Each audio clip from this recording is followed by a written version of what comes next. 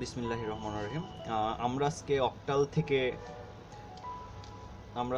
থেকে ডেসিমেল আমরা এই পদ্ধতি অনুযায়ী ম্যাথ করে আসতেছিলাম, যে কোনো কিছু থেকে ডেসিমেলে যাব এবং ডেসিমেল থেকে আবার সবগুলিতে ফিরে আসবো। তো আমরা এর আগের ভিডিওতে দেখছি যে বাইনারি থেকে কিভাবে ডেসিমেলে যেতে হয়। এখন আমরা করব অক্টাল থেকে ডেসিমেল। তাহলে আমাদের টপিক হচ্ছে অক্টাল টু ডেসিমেল। ওকে, আমরা এই নিয়ম অনুযায়ী করতেছি, ঠিক আছে, এই ছক। তাহলে আমরা ধরলাম একটা অক্টাল নাম্বার যেহেতু, তাহলে হচ্ছে 372.56 এর বেস হচ্ছে, যেহেতু বলছি যে অক্টাল, এর বেস অবশ্যই 8 হতে হবে। কোথায় যাব? ডেসিমেল। আসলে এই ডেসিমেল করলে কি হয় আমরা সেটাই দেখব। তাহলে আমি কি বলছিলাম যে ডেসিমেলে যাওয়ার জন্য এর যে একটা প্রতিটা সংখ্যা দ্বারা এর বেস দ্বারা গুণ, এখানে লেখা আছে যে ইনটু বেস। তাহলে এর বেস কত? অক্টালের বেস হচ্ছে 8। তাহলে এখানে কত আছে?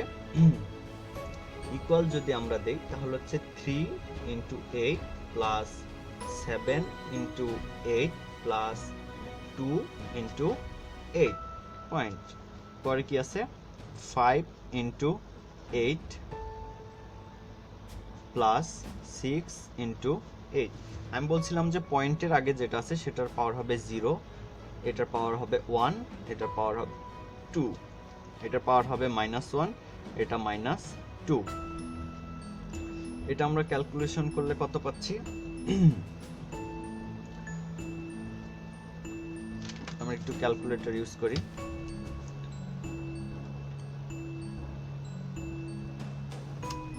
এটা হচ্ছে আমাদের 192 প্লাস এটা হচ্ছে 2756, এটা হচ্ছে আমাদের 8 টু দি পাওয়ার 0 মানে হচ্ছে 1, 8 টু দি পাওয়ার 0 জি, এটা হচ্ছে 1 × 2, তাহলে হচ্ছে প্লাস 2 পয়েন্ট। এখানে কত আছে? এর মান হবে 8 ইনভার্স × 5, 8 ইনভার্স × 5, এর মান আসতেছে 0.625 প্লাস 8 ইনভার্স 2 × 6, এর মান আসতেছে আমাদের 0.937। ইকুয়াল করলে এই সম্পূর্ণটা যোগ করলে আমরা কত পাচ্ছি? সম্পূর্ণটা যোগ করলে পাচ্ছি 250.7187। এটা আমরা কি পাইলাম?